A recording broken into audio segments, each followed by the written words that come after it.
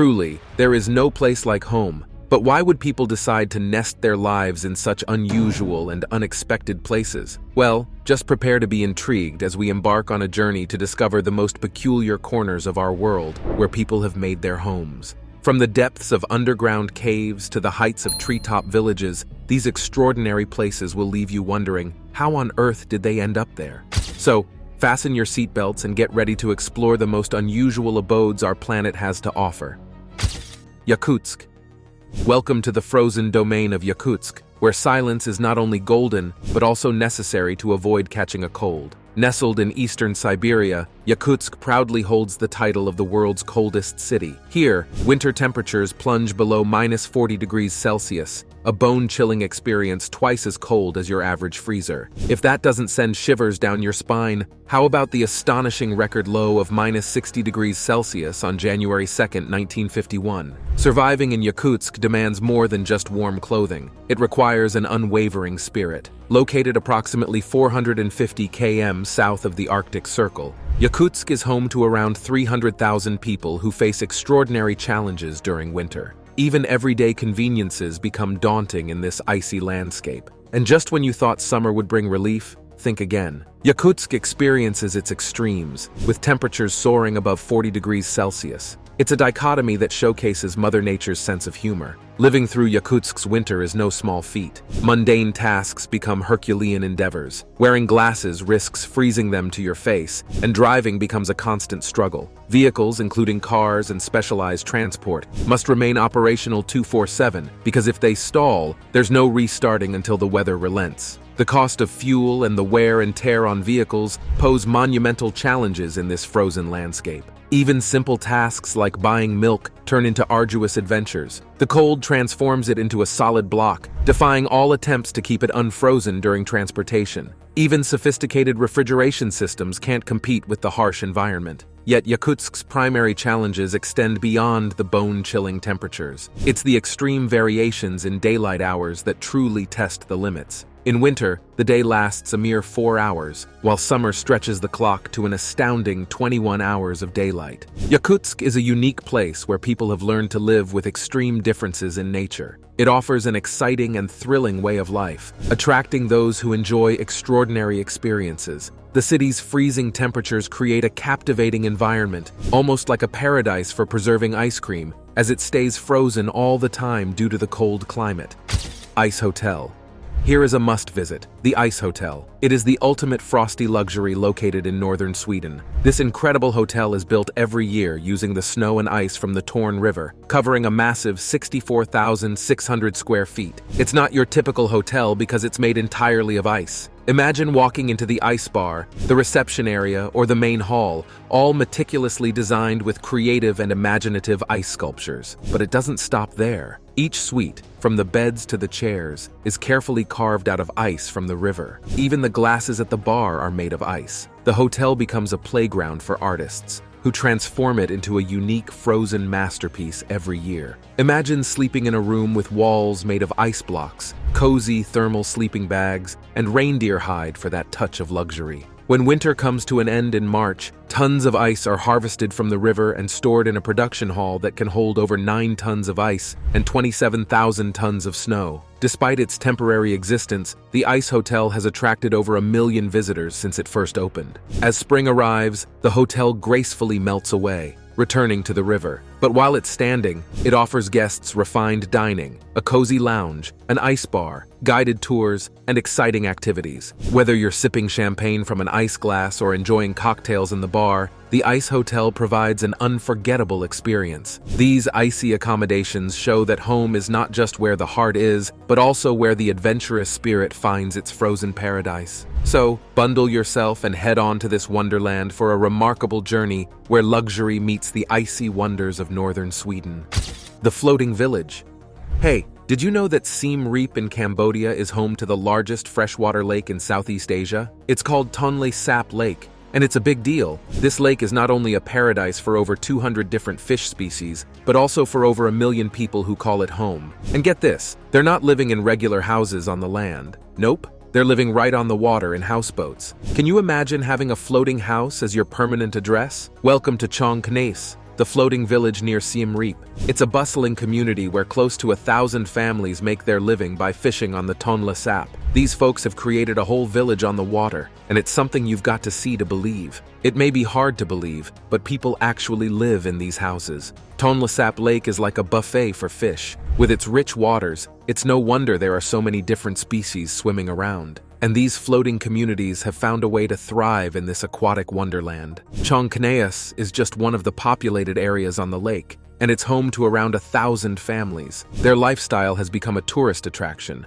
but it does raise some ethical questions about respecting their privacy and daily lives. But here's the thing that really blows our mind. These locals have figured out how to handle the influx of tourists while still maintaining their way of life. They're resilient and adaptable, and they've found ingenious ways to address basic needs like sewage and drinking water systems. Living on a lake, they've become masters of sustainability, striking a balance between their unique way of life and essential infrastructure. It's pretty incredible, don't you think? Chankneas is more than just a floating village. It's evidence of the remarkable coexistence of humanity and nature. It's a place where innovation meets tradition, where people thrive in an unconventional setting, and where the connection between humans and the environment is not just preserved but celebrated. It's an inspiring example of sustainable living, and a reminder of the incredible ways in which people adapt to their surroundings. The Katsky Pillar of Georgia. All right, let's take a trip to western Georgia and check out the incredible Katsky Pillar. This towering limestone monolith is like a giant rock that shoots up into the sky, reaching around 130 feet high. And guess what? It's been a place of religious importance since way back in the 9th century. Back then, they even had a teeny-tiny church perched on top of this massive pillar. But here's where it gets really interesting. Around the 1990s, a Georgian monk named Maxim Kavar decided to make this place his home. Can you imagine living on top of a giant rock? Talk about a unique address. Now, getting up to the top of the Katsky Pillar is no walk in the park. You have to climb a metal ladder, which is a lot safer than the old rope ladder they used to have. And up there, Maxim has set up his own little living space. Picture this. It's a small cell where he sleeps, a chapel for his prayers, a crypt for, well, crypty things, and even a humble wine cellar. But hey, don't expect fancy amenities like a bathroom or running water. Maxim has to climb down that ladder whenever he needs to take care of business, if you catch my drift. Despite all the challenges, Maxim's dedication to a life of solitude on the Katsky Pillar has caught the attention of folks locally and even from faraway lands. He's made a small garden at the bottom of the pillar, and he's played a big role in restoring the church and other structures up top. This monolith is not just a big old rock, it's steeped in religious history, and Maxim's presence adds a touch of awe and wonder to the whole scene. So imagine standing there in the breathtaking landscape of Georgia, gazing up at this gigantic pillar, and thinking about one man's unwavering devotion. It's like a real-life adventure, where nature and faith intertwine most extraordinarily. Ocean Grove Tent City. Pack your bags and head to Ocean Grove Tent City in New Jersey. This charming town on the New Jersey shore is like a haven where recreation, history, and religion all come together in perfect harmony. Locals affectionately refer to it as God's Square Mile, and once you step foot in this place, you'll understand why. Ocean Grove warmly welcomes visitors who seek serene summer evenings and tranquil strolls along the boardwalk. Unlike other modern beach destinations that are bustling with attractions, this town deliberately keeps things low-key. Picture tree-lined streets, picturesque Victorian bed and breakfasts, and a beach with a rustic boardwalk. It's like stepping back in time to a bygone era when life was simpler and more relaxed. You see, Ocean Grove has deep roots in religious tradition. It all began as a Methodist camp meeting ground, and that communal and religious connection still thrives today. Just keep in mind that Ocean Grove is a dry town with an alcohol ban. So, if you're looking for wild beach parties, you might have to search elsewhere. And remember, on Sundays, beach usage is restricted until the afternoon. It's like a day of rest and reflection by the seaside. Now, one of the most unique features of Ocean Grove is the preservation of over 100 tents north of the Great Auditorium. These canvas tents are a sight to behold. They're adorned with a striped canvas-covered porch and serve as a simple yet charming living and sleeping area. And guess what? There's even a wooden shed behind each tent that houses the kitchen, bath, and dining area. It's like a cozy little retreat, measuring just over 300 square feet. So imagine staying in one of these adorable tents, surrounded by the rich history and charm of Ocean Grove. It's like entering into a different world, where time slows down and relaxation takes center stage. Whether you're taking a stroll on the boardwalk, enjoying a quiet evening on the porch of your tent, or immersing yourself in the town's unique atmosphere, Ocean Grove Tent City offers a quaint retreat in the heart of this historic town. Red Cloud Peak. Next up is a wild adventure to China's Sichuan province, where we'll tackle the mighty Mount Fanjingshan and its famous Red Cloud Peak. This is no ordinary mountain climb, dear viewer. We're talking about over 8,000 steps of pure endurance. It's like a Stairmaster on steroids. Our brave, intrepid adventurers faces this daunting challenge head-on. Step by step, they make their way up, fueled by determination and a healthy dose of crazy. And what awaits them at the top? The awe-inspiring Red Cloud Peak is a natural wonder that will leave you speechless. Picture this, a rocky spire split right down the middle for over 500 years. And guess what? Two small Buddhist temples have been nestled in this rocky crevice the whole time. They're also called Red Cloud Peak, just to keep things interesting. And get this, they're connected by a sky-reaching bridge. It's like a high-flying adventure up there. But here's the real mystery. How the heck did those Buddhist builders manage to transport all the materials up this sheer vertical cliff? It's mind-boggling. The whole operation is cloaked in a riddle,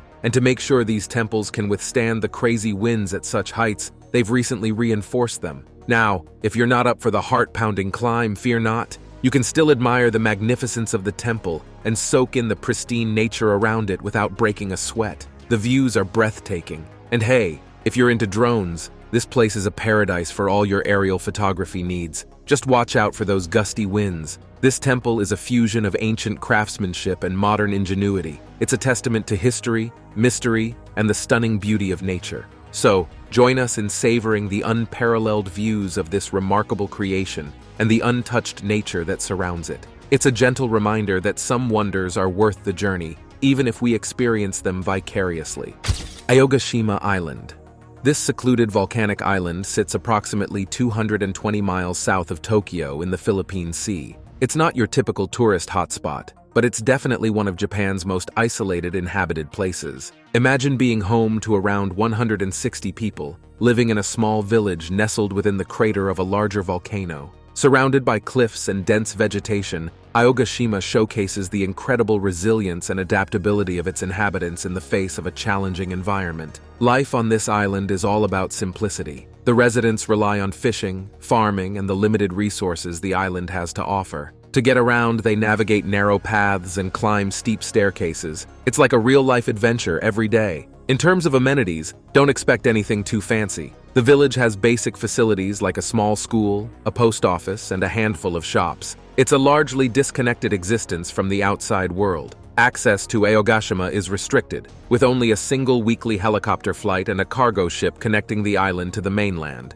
And that's if the weather permits. This isolation actually preserves the island's natural beauty and unique ecosystem, which is home to endemic plant and insect species. It's like a hidden paradise, untouched and wild. Despite the challenges, the residents of Aogashima have cultivated a close-knit, self-sufficient community. They embrace the unique beauty of their volcanic island home. Living in such a rare and remote setting offers a truly extraordinary experience. A visit to Aogashima allows you to witness life in one of the world's most unusual and isolated inhabited locations. It's a testament to the resilience of the people who call it home and the allure of harmonizing with the untamed forces of nature. It's like escaping from the pressures of modern life and immersing yourself in a whole new world.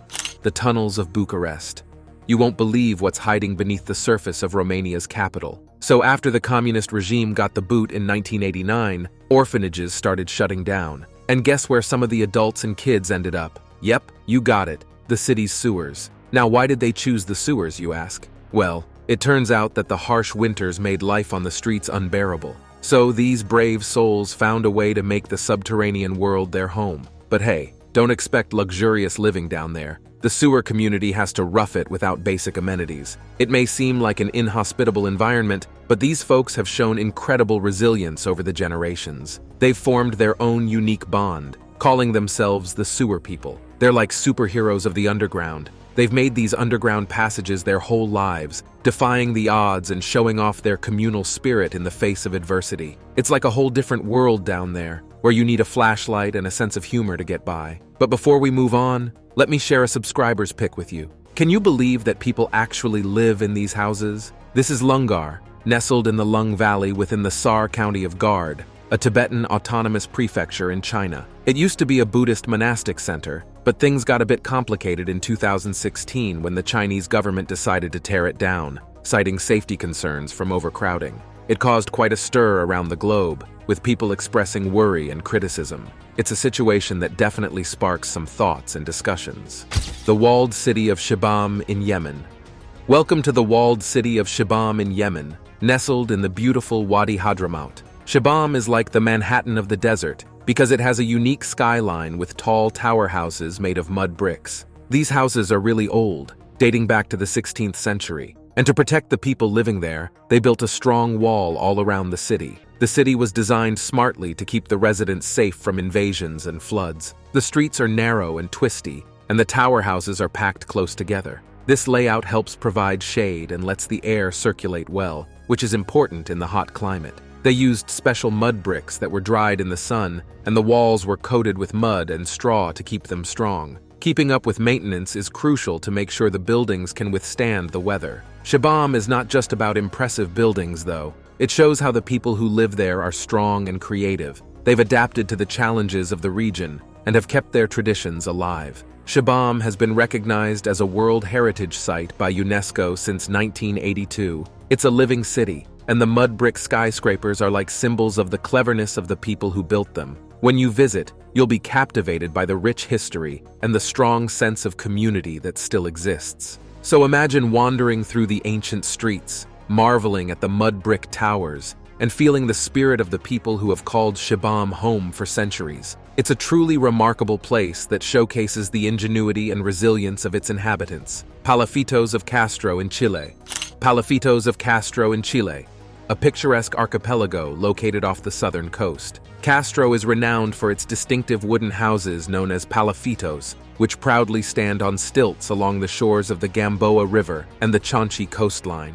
Crafted from locally sourced timber, these elevated dwellings are connected by walkways and bridges. Originally designed to navigate dramatic tidal shifts, the palitos allowed residents to access their homes by boat during high tide. These unique houses were constructed in the 19th century when the archipelago served as a bustling maritime hub. The palitos facilitated fishermen by providing them with a dock for their boats beneath their homes. While modern transportation has made the original purpose of the palitos less necessary, these stilt houses persist as integral elements of Castro's cultural heritage. They embody the resilience and adaptability of the town's inhabitants. Beyond their practical history, the palitos of Castro are vibrant and cozy, often featuring wood-burning stoves that continue to captivate visitors. Many of these charming palitos have been transformed into boutique hotels, guest houses, and restaurants. They offer tourists a unique opportunity to immerse themselves in the history and charm of these iconic stilt houses.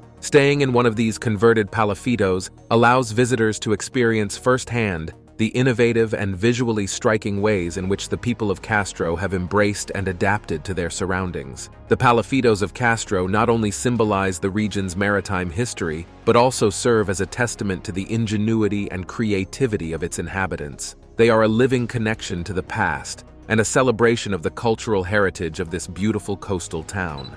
Now, it's time for today's subscriber pick.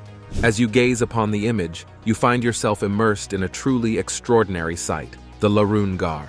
In the enchanting Larung Valley, nestled within Sertar County of the Gar's Tibetan Autonomous Prefecture in Sichuan, China lies a truly extraordinary community known as Kham. It is here that you'll find Larung Gar, a place that has captivated the hearts of many. It may be hard to believe, but people live in these houses. Larung Gar flourished around the Serta Larung 5 Science Buddhist Academy, which was established in 1980 by the revered Kyabje Khenchen Jigme Phuntsok. This community, with its predominantly Tibetan and Han Chinese students, has become a melting pot of diverse individuals seeking spiritual enlightenment and knowledge. Despite its remote location and unconventional appearance, Larung Gar has become a vibrant and tightly knit community. As you observe the picture, you can almost feel the sense of peace and serenity that permeates the settlement, providing a stark contrast to the bustling world beyond its borders. But Larungar is just one example of the many weird and wonderful settlements that people call home.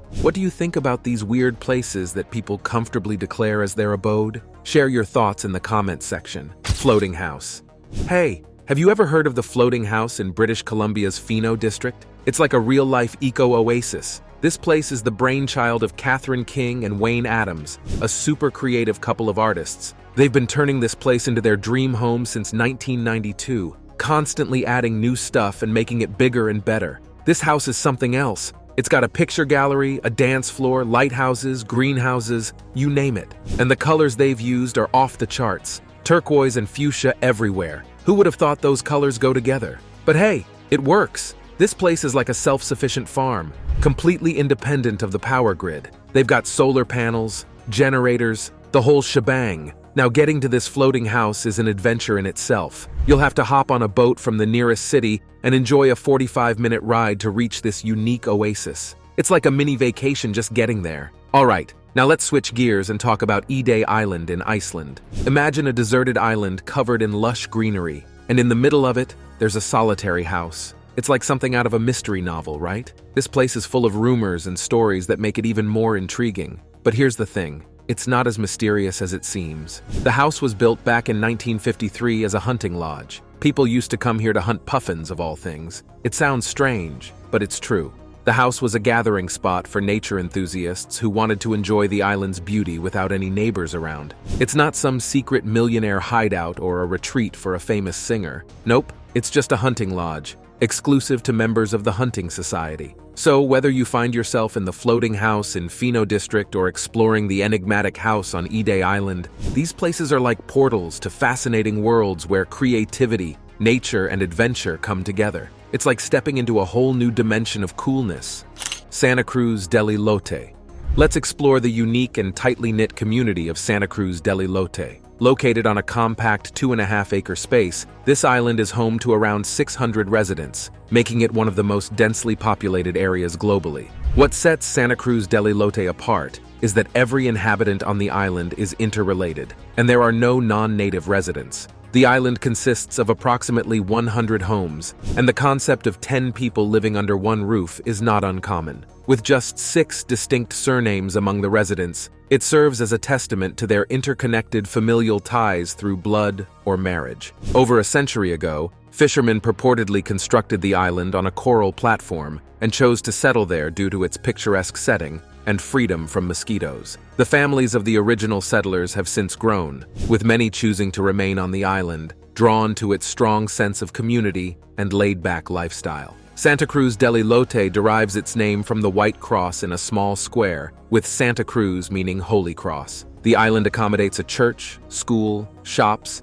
and a single restaurant in its meandering streets and narrow alleys. The visual landscape of the island is adorned with homes painted in vibrant colors such as lime green, banana yellow, and sky blue. These colorful houses have become a multi-generational legacy, passed down through families. On the island, you'll witness children playing tag in the alleys, while adults share home-cooked meals and dance to champeta music, contributing to the vibrant community life. Santa Cruz delle Lotte is a testament to the enduring bonds of family and the strength of community. It's a place where generations have thrived together, cherishing their shared heritage and enjoying the simple pleasures of life in this tightly knit island community. Turf houses in Iceland. Why are these houses buried in the green tapestry? Let's talk about the amazing turf houses in Iceland. They've been a part of the island's architectural heritage for over 1,000 years, and they were a big deal until the early 90s. These houses are incredibly resilient and were built using a clever mix of turf, stone, and wood. The design of these turf houses shows just how well the Icelanders knew their local materials. The walls were constructed in a cool herringbone pattern using stone and turf, which provided fantastic insulation against the strong winds and cold. And get this, the roofs were made with wooden beams covered in layers of turf. Inside the houses, practicality was the name of the game. The central living area, called the Bad Stoa, was where people cooked, ate, and slept. And there were smaller rooms branching off for storage or private use. They thought about conserving heat, too. So the houses had small windows and a central hearth to keep everyone warm during those long, dark winters. What people find fascinating is how well these turf houses blend into the landscape. They're like a part of nature itself. Plus, the construction methods are eco-friendly, which is pretty cool. As people today are becoming more interested in sustainable and traditional building methods, Icelandic turf houses are a shining example of environmentally conscious housing that still makes sense in our modern world. These unique dwellings not only show how resourceful the Icelandic folks are when it comes to adapting to their surroundings, but they also remind us of the importance of sustainable architecture. Turf houses are a true reflection of Iceland's cultural heritage, and they continue to captivate visitors with their historical significance and their harmonious coexistence with nature. They're something truly special. Monsal Sea Forts.